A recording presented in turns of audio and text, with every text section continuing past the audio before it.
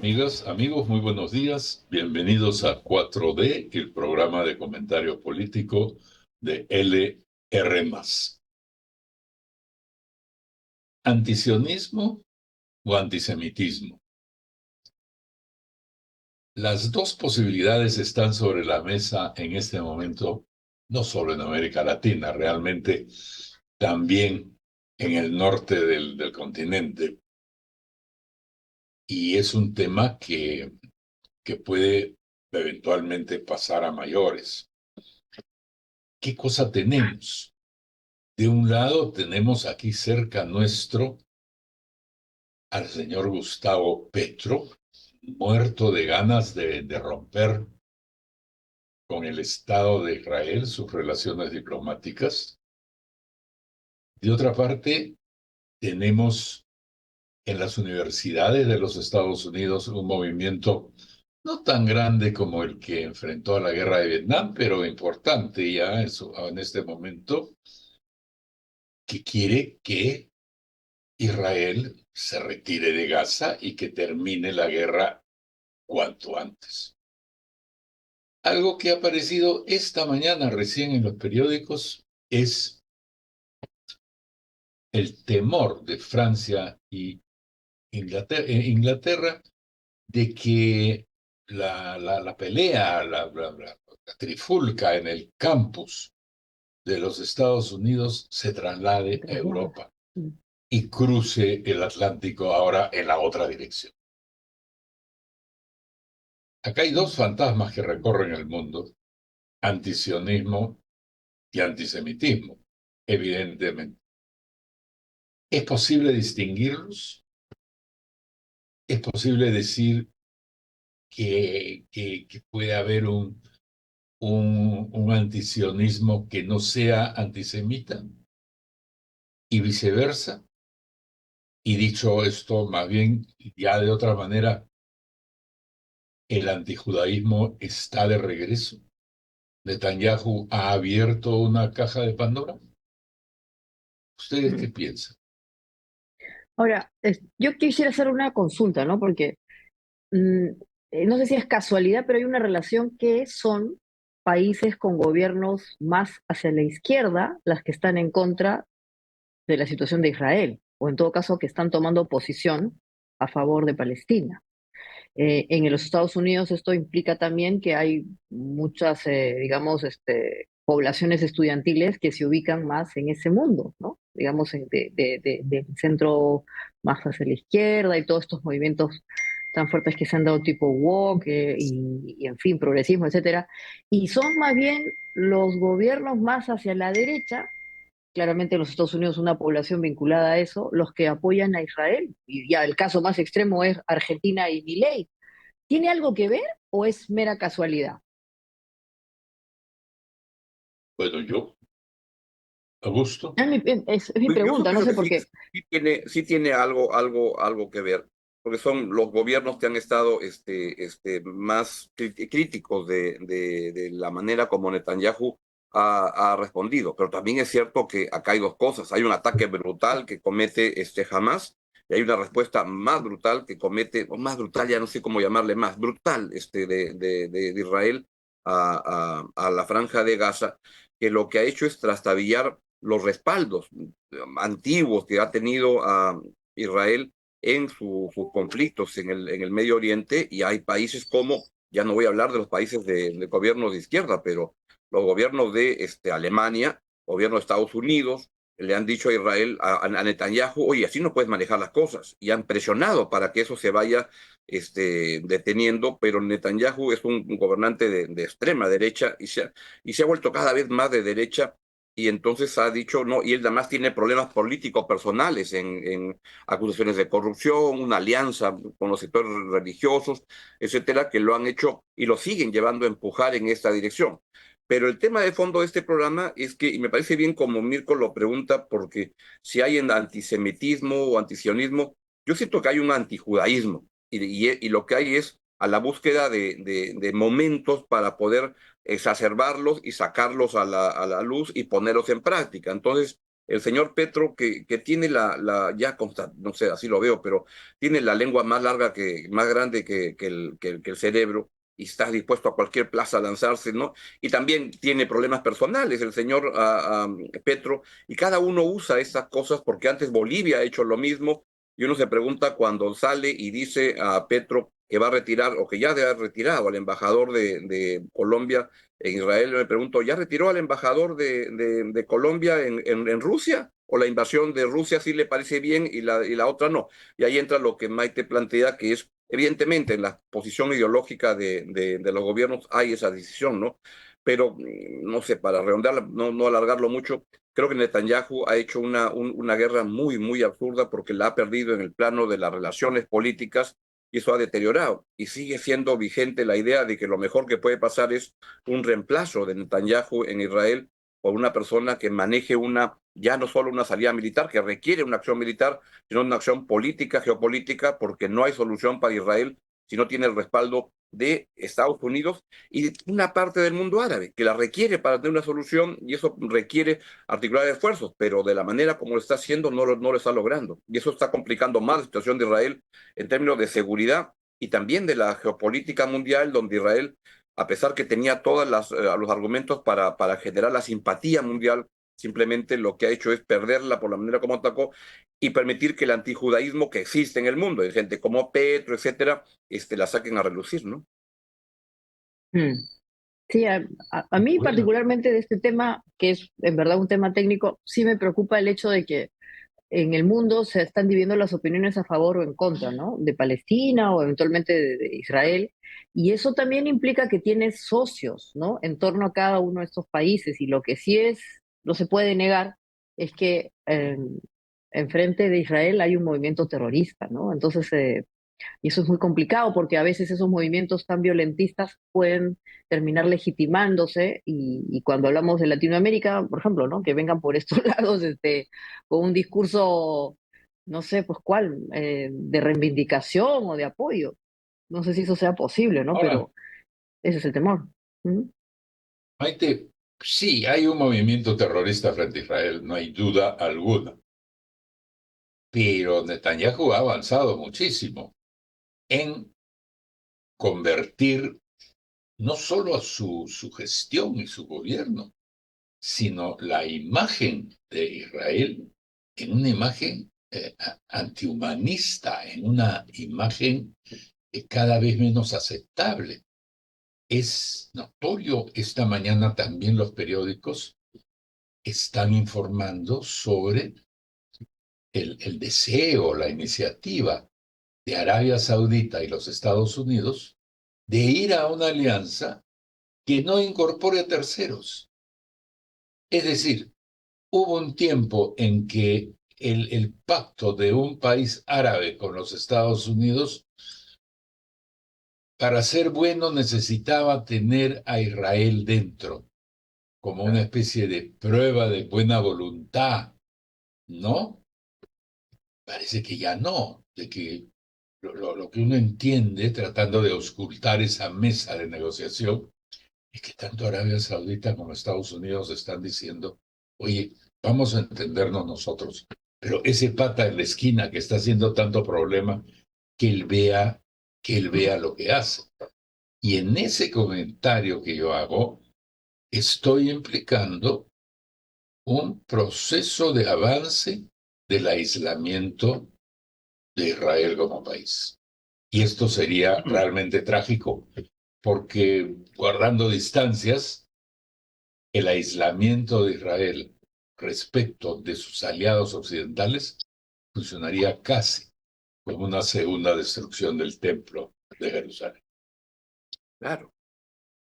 Claro, y esto lo que está ocurriendo es que además, todo esto son también momentos en los cuales hay pretextos para corrientes que hay hoy en día. Entonces, la vocación de protesta de jóvenes en el mundo ha tenido muchas expresiones, desde la primavera en el mundo árabe, ¿no? Que hubo de hace 10 años, pero es un mundo muy caliente y lo que está pasando, por ejemplo, en las universidades de Estados Unidos, tiene el pretexto de Palestina, pero tiene un pretexto de expresión de protesta por muchas cosas de un mundo más complicado que el que veían los chicos, las chicas de antes, y esto va a tener sus correlaciones en Europa. Como Mirko decía, Macron, Reino Unido están preocupados de que eso vaya a ocurrir ahí, pero está a la vuelta de la esquina, va a suceder.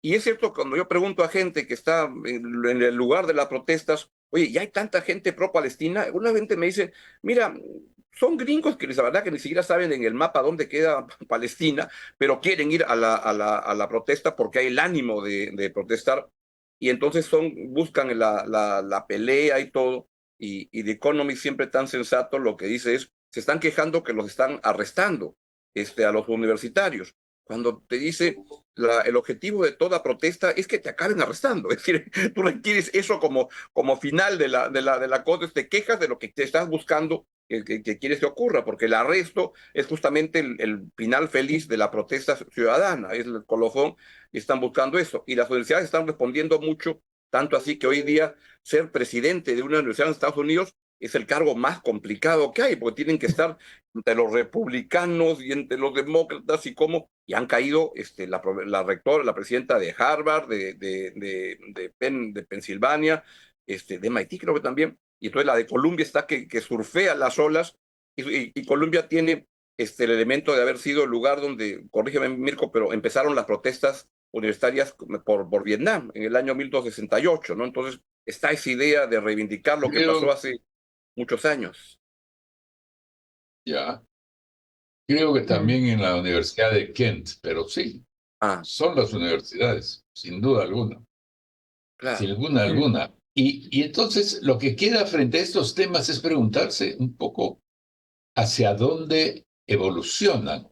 claro. Podemos imaginar una izquierda latinoamericana En contra. gubernamental, Mm, digamos, o no solo ujú, gubernamental, ujú. porque tomando partido por Así es. un movimiento palestino claramente, digamos, identificado con una izquierda, como está sugiriendo Maite aquí. Mm, Bueno, sí, sí, pareciera que está funcionando, y en esa medida podemos imaginar al movimiento palestino, y cuando digo movimiento palestino quiero decir las víctimas palestinas de Netanyahu. Quiero decir las víctimas del propio Hamas, que los ha mandado de carne de cañón como corderitos al matadero. En fin, todo eso, más el apoyo soviético. Es decir, podríamos estar viendo el inicio de una reconstrucción, ¿cómo llamarlo? Ya no No, es pues no, el proselitismo, no sino sería el la Guerra Fría, sino prorrus. la Guerra Caliente. La Guerra Caliente. Bueno, Bueno, sí, eso de son, todas maneras, pero una especie de sentimiento prorruso que se podría traducir rápidamente en un ya no semitismo, sino un antijudaísmo a secas, como lo practica la derecha política, derecha política en Europa. Y en eso hay que reconocer que América Latina tenemos una línea de carrera y un ejercicio racista, no contra los judíos, sino contra los pueblos originarios y los pueblos llegados Mm, al país, es muy fuerte. Eso podría convertirse rápidamente en otra cosa. mm.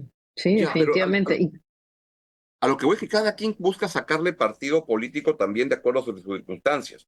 Petro arma todo esto porque él está complicadísimo, con un gobierno ya fracasado, acusaciones de vinculación al narcotráfico, etcétera. Pero ¿se les ocurre a ustedes, por ejemplo, que pudiera haber la próxima semana una captura del campus de San Marcos por parte o de la UNI por parte de estudiantes, y que no sé, haya un rector que quiere ser candidato como López Chau diciendo los acojo y los recibo con sus carpas, y utilizar eso como ver si capta al público juvenil y todo? Podría estar a la vuelta de la esquina. Cada quien utiliza estas cosas para su beneficio, y chapa lo que hay en el ambiente para ver cómo entra, ¿no?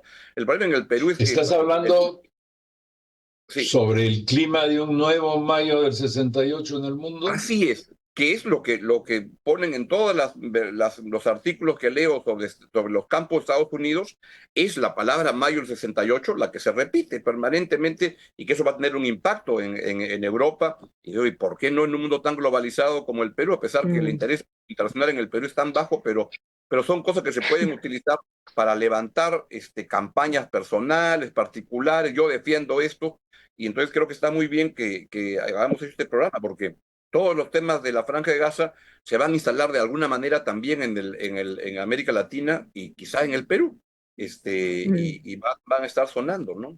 Claro, Y cada pero esos en todo caso van a ser, si fuese el caso que se plantea lo que dices tú en el Perú, no sé, pues incluso hasta podría ser hasta en la Universidad Católica, ¿no? O sea, también, o sea, serían protestas ómnibus a propósito de, ¿no? Porque imagínate, o sea, lo que tienen estos movimientos internacionales que se expanden también, como has dicho tú, por el YouTube, por el TikTok, por las redes sociales, obviamente, hay un contagio de la emotividad, es en primer lugar, vamos a quejarnos por lo que está pasando en Gaza, pero a partir de ahí, por todo, ¿no? Por todo. Y algunas causas serán muy loables y otras menos loables. Y entonces, lo que podría pasar cuando ustedes hacen mención a esta fecha emblemática de mayo, en fin, en París y toda la cuestión, es un momentum que no hay, pero que eventualmente con esta fiebre, como digo, de la viralización, parece que hay, pero en el fondo no hay. Tal vez simplemente sea un pretexto para quejarse de cualquier cosa y al final lo que puede pasar es que se termine de desfigurar el interés, yo creo al menos lo que se está dando en las universidades, ¿no? Eso no quita que hayan políticos latinoamericanos o incluso hasta en el Perú que van a aprovechar la ola, ¿no? Porque aquí hay un tema, claro. lamentablemente, como dice Mirko, es difícil, ¿no? En una guerra todos pierden, ¿no? O sea, más allá de los ceros y unos, o sea, todos pierden las vidas, los niños, en fin. Pero sí es cierto que la lectura internacional es que el malo de la película es Israel, porque tiene a los Estados Unidos atrás, y los que están aquí muy mal son los palestinos, porque son pobres y todo lo demás, ¿no? Entonces eso conmueve, y bueno, dentro de esos discursos más románticos, por eso, pues justamente, ¿no? Creo que por ahí también hay un tema con la izquierda. Ahora, Maite, hay que decir que no solo Israel pierde. De alguna manera, es evidente que el mundo árabe está harto de los palestinos. El Totalmente. mundo árabe en estas últimas décadas se ha vuelto un mundo mucho más próspero, ¿no? Mucho más ordenado, con un papel en la geopolítica, con un papel en la modernidad. Algunos de ellos ya habían empezado, como Arabia Saudita, a organizarse en torno de algún tipo de acuerdo con Israel. Y aquí están los palestinos que de alguna manera patean ese tablero que para los prósperos jeques árabes estaba mejorando. Entonces sí están hartos. Palestina es un centro de, ¿cómo llamarlo? Palestina es un centro de complicación de las cosas Una para el tremenda piedra mundo en el zapato árabe, para para todos que no han Irán, sabido para darle todos, solución. desde hace rato. Si Claro. ellos pudieran hacer algo, y pareciera que la fórmula que todos están encontrando es encerrarlos en su propio estado. La solución de Mm, dos estados, yo creo que tiene como una de sus bases Claro. también el aislamiento de los palestinos, ¿no? Y separarlos de esta imagen de guerrilleros mundiales que se fabricaron en los años 60. Mm. tal Pero cual. esto creo que Así va es. a ir teniendo más avance acá. Y no sé si vamos de repente el rector de la UNI va a estar muy contento, el doctor López Chao, con esto, pero de repente el rector de la Católica, Garatea, va a estar muy descontento con las ideas que han aparecido en este programa, pero yo sospecho que la canción de Mercedes Sosa, de Cómo me gustan los estudiantes, va a estar dando vueltas porque acá hay una bandera que la van a querer usar para entrar Bueno, y bueno, instalarse. esperemos, hemos llegado al final de nuestro programa. Les agradezco a todos los que nos han acompañado y a ustedes. Y nos veremos en principio este lunes a las 8 Ujú. y 20 de la mañana. Muchas gracias. Buen fin de semana. Un buen Chao. fin de semana. Buen fin de semana.